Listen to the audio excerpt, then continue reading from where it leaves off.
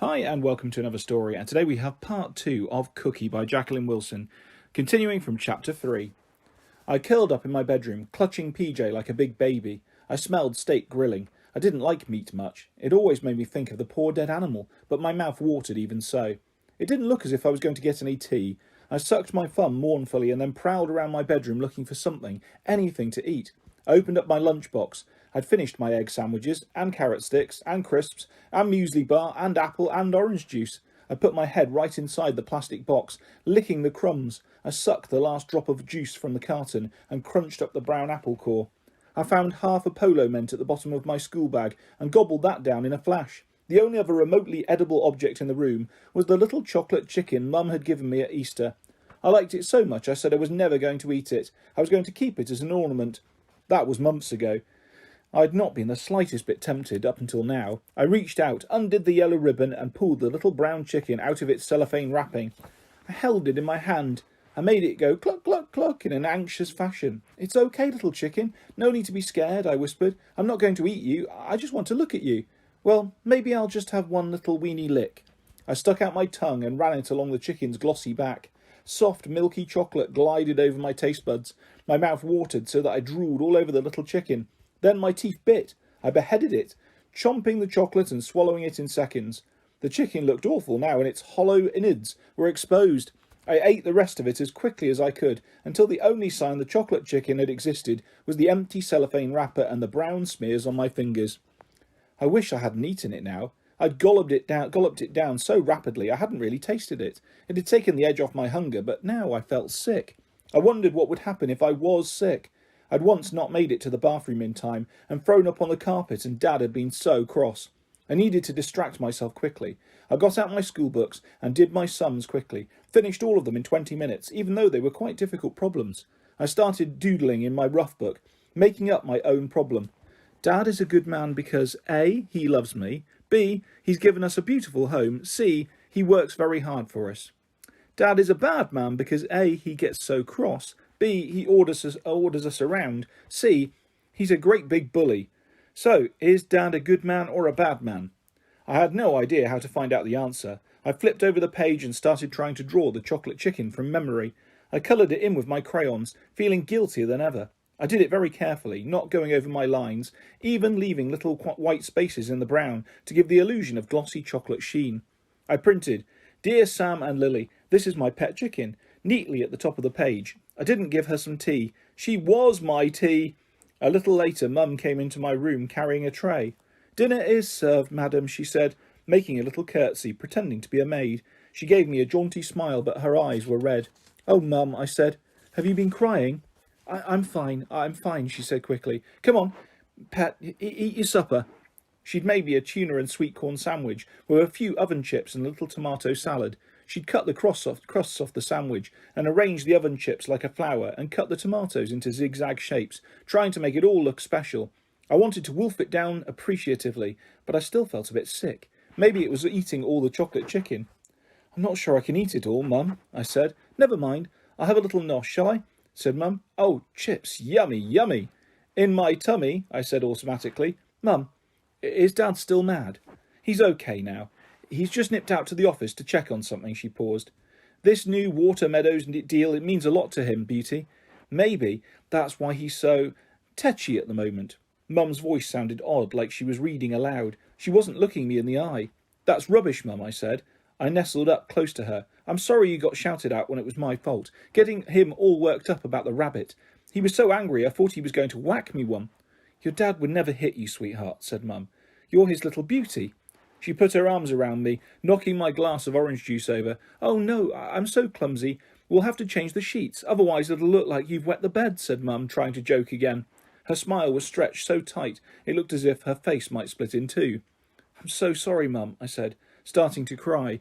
"There now, pet," said Mum, rescuing my crayons and drawing pad from the damp bed. "Oh, what a lovely chicken." "I ate it, Mum," I confessed. "The real chocolate chicken. I ate it. It's all gone." "Even its little chocolate beak and claws," said Mum. "Well, good for you. You had to wait long enough for your tea." She shook her head at the picture. "You're so good at art, love.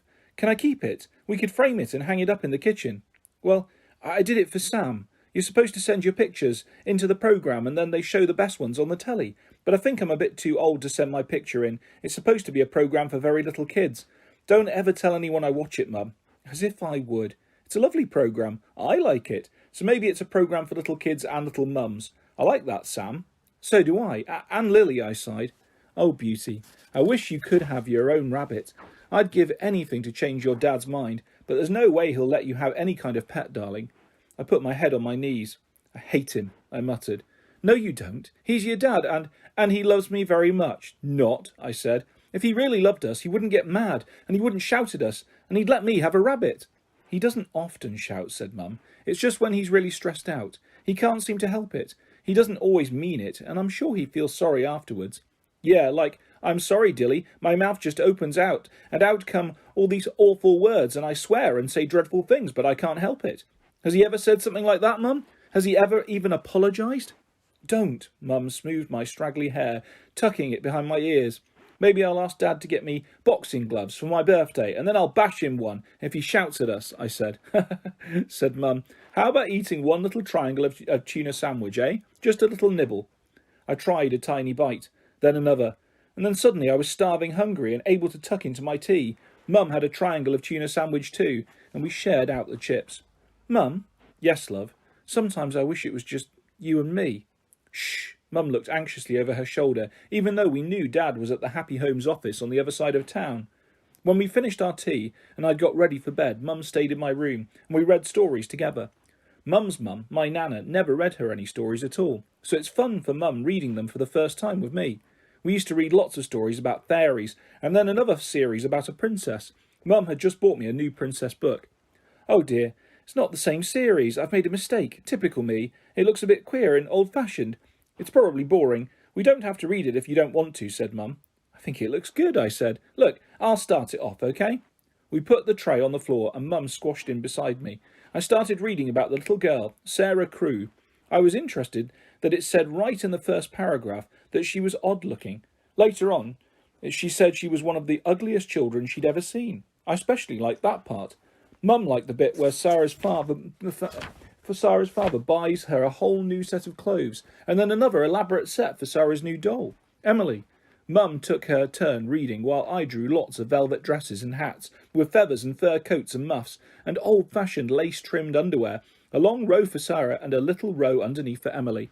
We got so absorbed we jumped violently when we heard the car draw up outside. Oh, Lordy, that's Dad back. Quick, chuck your crayons on the floor and settle down to sleep, pet, okay? Mum gave me a quick kiss, kicked my tray under the bed, switched off my light and rushed out of the room. I lay still. We'd forgotten to change my orange juicy sheet, and it felt uncomfortably damp and sticky. I listened out for shouting. I could hear Dad talking, but I couldn't make out what he was saying. Then I heard pad, pad, pad as he came up the stairs in his socks. My heart started thudding. I shut my eyes tight and tried to breathe deeply, as if I was asleep. I heard my door creak open. Beauty, Dad whispered. I tried not to twitch. I breathed in and out, and in and out, and in and out. Beauty, said Dad, very near me now. His head was so close I could feel his breath on me. I think you're awake, said Dad. I'm sure I saw your light on when I drove up. Eyes shut. Keep breathing. Don't flinch. Oh well, never mind. You're a very naughty girl, plaguing your old dad about pets, especially when I've got a lot on my mind at the moment. No wonder I get cross. But remember this, sweetheart. Your daddy loves you. You're his special beauty. His voice thickened as if he was about to cry. He gave me a kiss on my cheek. He stayed bent over me for a few seconds. I think he was hoping I'd put my arms around his neck. I kept them stiffly by my sides, my fists clenched. He sighed and then went out of the room, pulling the door to behind him. I still didn't dare move, just in case he poked his head back in and caught me fidgeting. I stayed in exactly the same position, cramped and uncomfortable, until I heard the television downstairs. Then I dared stretch out. My arms and legs throbbed. I breathed out so deeply my nostrils quivered. My insides still hurt, though, as if someone had taken my long wiggly intestines and tied knots up and down them, like a string of sausages. I clasped PJ against my sore tummy and eventually went to sleep. Chapter 4. Dad had usually left for work by the time I got up in the morning. However, when I went downstairs for breakfast, he was sitting at the kitchen table drinking coffee and reading his newspaper. My tummy squeezed back into sausages, even though Mum smiled at me reassuringly. She was looking extra pretty in her shiny peach satin nightie and dressing gown, her long blonde hair falling past her shoulders, her neck and arms as smooth and white as ice cream. "Hi, Poppet. Would you like an egg?" she said. I shook my head, pouring myself a bowl of cornflakes. "I've got 2 flaky corns on my feet. Would you like to snack on them too?" asked Dad, looking up from his paper. I made myself giggle, though he'd made that joke hundreds of times already. It came out like a little mouse snicker. Mum poured him another cup of coffee and gave him another round of toast. Dad flicked it with his fingers. "For God's sake, Dilly, this isn't toasted properly. It's meant to be toast, right? Shove it back in the toaster." Dad raised his eyebrows at me. "Your mother, Beauty.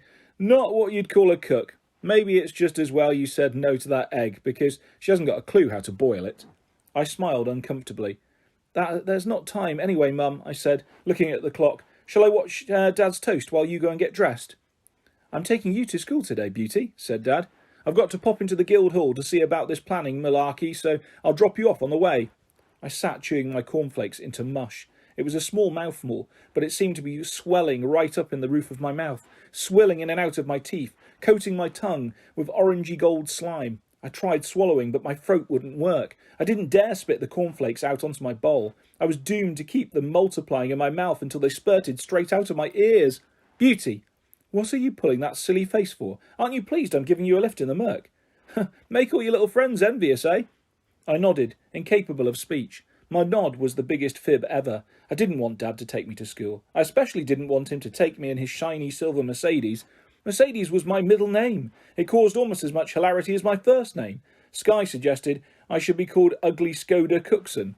This always made Sky and Emily and Arabella fall about laughing. "Say something then. Don't just nod your head," said Dad. I swallowed desperately. Some of the cornflakes slurp slid down the back of my throat. "Sorry, Dad," I mumbled, taking a long drink of juice. The cornflakes were still such a soggy clump that I choked. I clamped my hand over my mouth while Mum patted me on the back. I leaned against her, rubbing my cheek against the soft silkiness of her nightie. I wished I was little enough for her to pick me up and hold me safe in her arms, still way too small for school. I cleaned my teeth and went to the toilet and stuck my arms into my brown blazer. Dad sighed when he saw me. "I don't know. I fork out for the poshest girls' school in the whole country, and they want you to all wear that ugly uniform the colour of dog's muck." "Jerry," said Mum. "Well, honestly, why can't it be pink or lilac or some pretty girly colour? She looks like a little orphan Annie." Dad tousled my hair in exasperation. "At least little orphan Annie had curls. Can't you do anything with Beauty's hair, Dilly? What about a perm?" "She's still a little girl, and I think Beauty's got lovely hair just as it is," said Mum. "You'd like it to be a little curly knob, wouldn't you, Beauty?" said Dad. "Couldn't you put it up with these roller things at night for her, Dilly?" "People don't use rollers anymore," said Mum. "Not since bouffant hairdos went out of fashion." "Oh, well, pardon me. I'm just a sad old bloke who hasn't got a clue about fashion," said Dad. There was an edge in his voice. I held my breath, wondering if he was going to start ranting all over again, but he just shook his head at Mum and slapped her lightly on the bottom. "That's right. You put me in my place, Dilly," said Dad. "Come on then, Beauty. Let's get you to school." There was no way I could get out of it. I slumped down low on the soft leather back seat as Dad tooted his horn and shouted and swore his way through the traffic. "Idiot! Call yourself a driver? Come on, stop divering. I'm already late," Dad fumed, honking at the car in front of us. "Tell you what, Dad, I could jump out here. It would only take me 2 minutes to walk up to the road. Then you could go straight into town to the Guildhall." "What? No, don't talk nonsense, darling. I'm delivering you right to the school gates," said Dad. There was no point wasting breath trying to persuade him. He drew up absolutely spit-spot in front of the school gates, even though there was an official notice on the gate post warning parents not to park there. I didn't dare point this out to Dad, but lots of the mothers and fathers delivering their own girls to school were staring, some even raising their eyebrows and shaking their heads. The Mercedes was always a noticeable car. Now it seemed as big as a double-decker bus. I undid my seatbelt, struggled with the door handle and hurtled out of the car. "Thanks for the lift, Dad," I gabbled. "Hey, don't I get a kiss from my Beauty?" Dad called loudly from his open window. Arabella and Emily were standing watching. They nudged each other, sniggering, as I kissed Dad's cheek. "Bye-bye, Beauty," he called. Arabella and Emily were practically wetting themselves. "Hello, ugly," said Arabella. "So Big Daddy brought you to school today, eh?" "Don't you know you're not supposed to park outside the gates? Does your dad think he's so special in that great big silver sardine tin that rules don't apply to him?" said Emily. I tried to march past, but they took an arm each, hanging on to me. I craned round and saw Dad waving at me cheerily, thinking I'd met up with my two best friends, instead of my two worst enemies. No, Sky was the worst enemy of all. There she was, singing and dancing in the playground, showing off some silly routine she'd learned from the television, tossing her long blonde hair and wiggling her hips. She should have looked ridiculous, but she didn't. She sounded like a real singer, and strutted like a real dancer. You couldn't help watching her. It wasn't just me. We were all watching. Everyone in the whole playground, and all the girls were wishing they were Sky. Even me. Sky finished with a flourish, arms up as if expecting applause. Some of the girls started clapping as if it was a real show, and Sky was the star. Rona clapped too, begging Sky to show her how to do the little skippy strutty bit. "Show us too, Sky," said Arabella, dropping my arm. "You're so good, you ought to go on Watchbox." "Hey, Sky, did you see old Ugly coming to school in her dad's silver rubbish car?" said Emily, giving me a little shove. "Oh my, the Flashmobile," said Sky, shading her eyes, pretending to be dazzled. "Ooh, let's all act like we're impressed." She pranced around, Arabella and Emily copying her. Rona went on skipping and strutting, working her way over to me.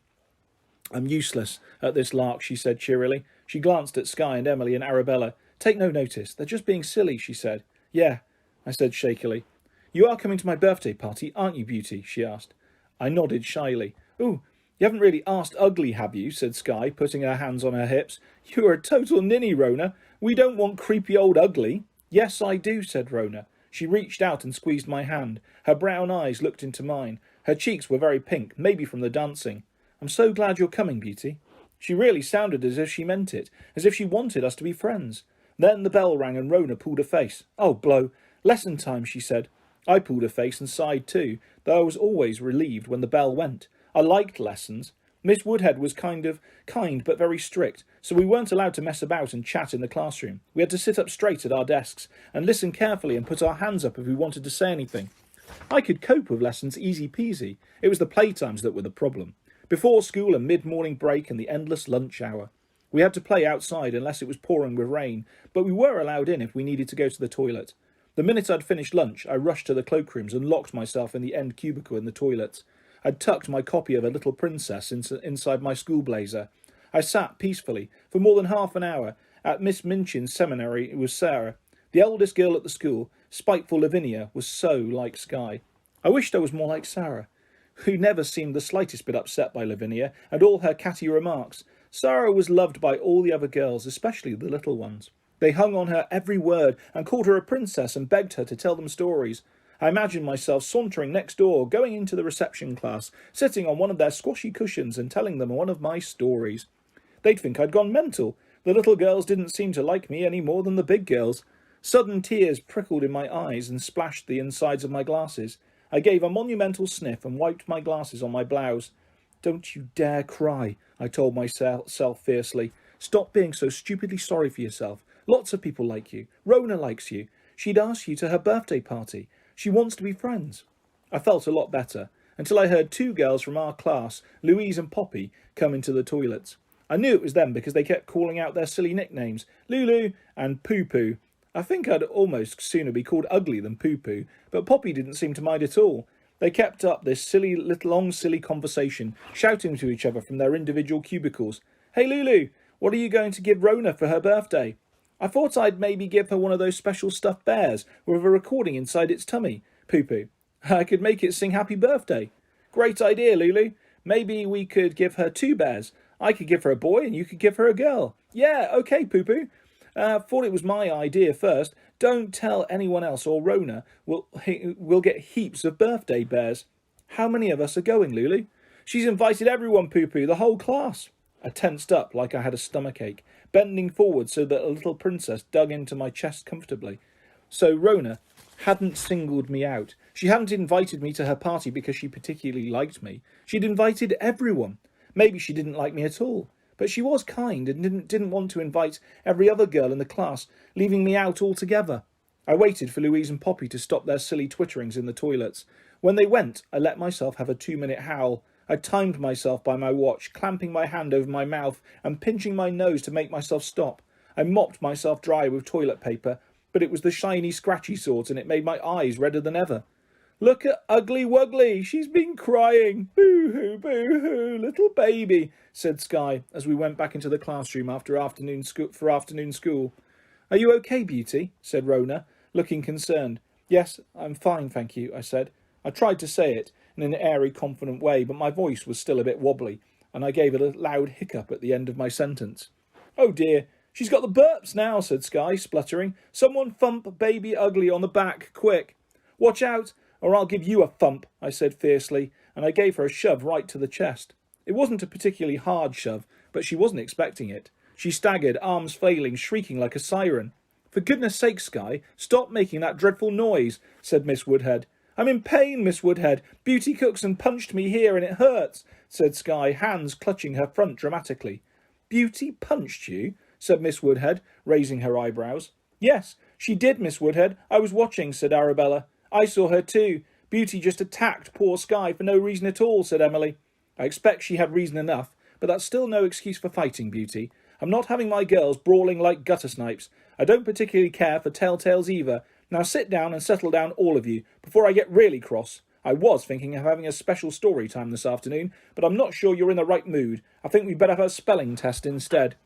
Everyone groaned and glared at me, as if it was all my fault. They groaned even louder when we marked our spellings at the end of the lesson, and I got 20 out of 20.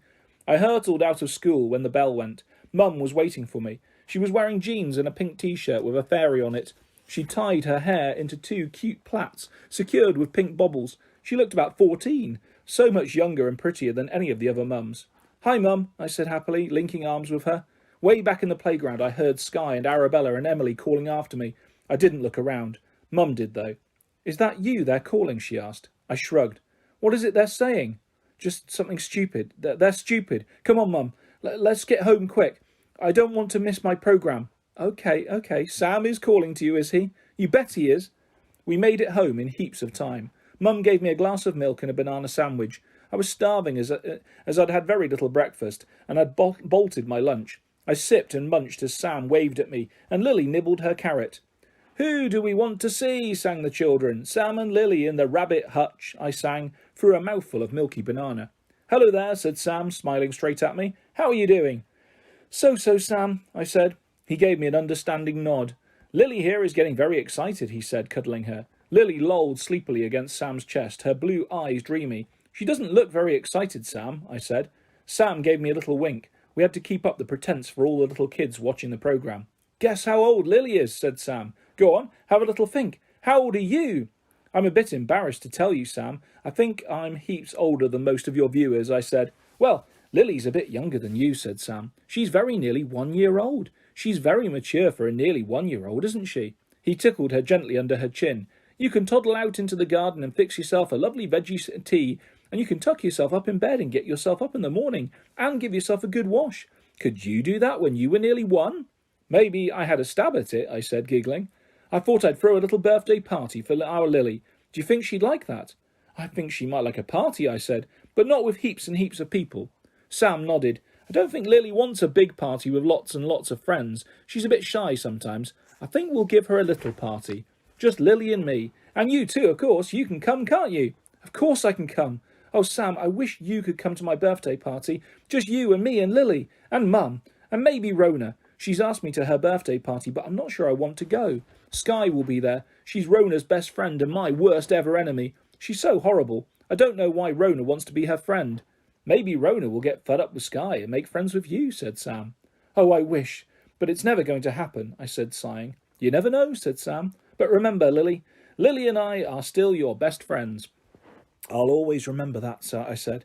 Sam gave me a special secret smile, and then he raised his voice, talking to everyone else. What do you think I should get Lily for a birthday present? Have you got any good ideas? How about painting me a picture of an ideal present for our birthday bunny? Send it to Sam at the Rabbit Hutch. Okay, bye then. I waved goodbye, and then I went upstairs and drew a very special picture of Lily, with a little paper crown perched on her head, and I am one today badge tied around with one floppy ear. I drew her a birthday carrot cake with real baby carrots, decorating the icing on top. I drew one big candle in the middle. Then I got a new piece of paper and drew my own birthday cake. I'd seen exactly the one I wanted, with white icing and pink rosebuds. I loved proper birthday cake. I loved the soft sponge and the jam and the buttercream, and I especially loved the sweet icing. I looked at my paper birthday cake and then pretended to blow out my candles and make a wish. And that is where we will leave part 2 of Cookie by Jacqueline Wilson. I'll be back soon with the next part of this fantastic story and lots more stories and videos coming your way very soon. If you would like to subscribe or hit a like, that's always appreciated. Thanks for listening, guys. Take care. Bye-bye.